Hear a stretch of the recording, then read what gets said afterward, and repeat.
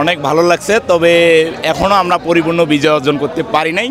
আমরা শিক্ষা উপদেষ্টা যে যুগ্ম মহাসচিব আছেন তার কথার প্রেক্ষিতে তাকে সম্মানের সঙ্গে আমরা 7 দিন আপাতত আন্দোলন প্রত্যাহার করে নিয়েছি।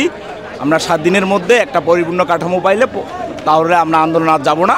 কিন্তু যদি আমরা এই 7 দিনের মধ্যে যদি পরিপূর্ণ একটা কাঠামো তৈরি করা যদি ফর্মালিটি না দেয়, তাহলে আমরা আবার পরবর্তীতে আবার কর্মসূচি পালন করব। আসলে এই অনুভূতি আসলে ভাষায় মুখে প্রকাশ করার মতো নয়, আসলে এটা অন্তর থেকে ভিতর থেকে আসছে এই অনুভূতিটা। আপনারা শুধু যদি একটা আন্দোলন হতো, হ্যাঁ তথাকথিত কোনো আন্দোলনের মতো যদি হতো, তাহলে হয়তো এই আনন্দটা পেতাম না।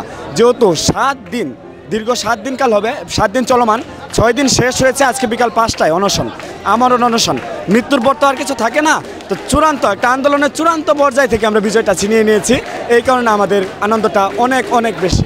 দীর্ঘ আন্দোলন সংগ্রামের পরে আমাদের যে প্রাপ্তি ছিল সেটা পুরোপুরি না পেলেও যেটা পেয়েছি সেটার মাধ্যমে আশা করি সামনে একটা কাঠামো তৈরি হবে এবং আমাদের শিক্ষার্থীরা অনেক যারা অনশনরত ছিল তারা অনেক ত্যাগ স্বীকার করেছে, তাদের ত্যাগকে অবশ্যই স্বীকার করতে হবে এবং সে অনুযায়ী সামনে আমরা আমাদের যৌক্তিক এবং ন্যায্য দাবি অধিকার আদায়ে অবশ্যই আমরা এগিয়ে যাব এবং আমরা সে সাথে লক্ষ্য রাখবো যেন কোনো ধরনের জনদুর্ভোগ তৈরি না হয়।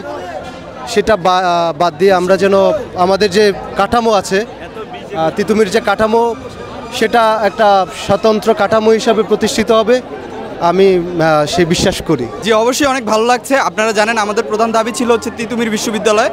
তো তিতুমির বিশ্ববিদ্যালয়ে আপাতত ওনারা এটার সিদ্ধান্ত নিতে না পারলেও ওনারা যে সিদ্ধান্তগুলো নিয়েছে, বিশেষ করে যে 7টা সিদ্ধান্ত নিয়েছে, এই 7টা সিদ্ধান্ত তিতুমির কলেজের ভবিষ্যতে শিক্ষার মান উন্নয়নে অনেক সহায়ক হবে এবং খুবই যুগান্তকারী সিদ্ধান্ত নিয়েছে, যার কারণে আমরা তিতুমির কলেজ শিক্ষার্থীরা খুবই খুশি এবং আমরা আশাবাদী অদূর ভবিষ্যতে ইনশাল্লাহ তিতুমির কলেজ বিশ্ববিদ্যালয়ে রূপান্তরিত হবে। প্রথমে ধন্যবাদ জানাচ্ছি প্রশাসনকে যে আসলে যে তারা একটি যুগান্তকারী সিদ্ধান্ত নিয়েছে সেই জন্য, এবং আমরা মনে করছি 7 দিন না, আসলে এই কাঠামোটা তৈরি করতে আমাদের যে এই সপ্তাহটা রয়েছে, এই সপ্তাহের মধ্যে তারা যদি সদিচ্ছা থাকে তাহলে পূরণ করতে পারবে এবং আমরা আশাবাদী যে এই অন্তর্বর্তীকালীন সরকার জুলাই বিপ্লবের পরে এই আশাটা পূরণ করবে আমাদের শিক্ষার্থীদের।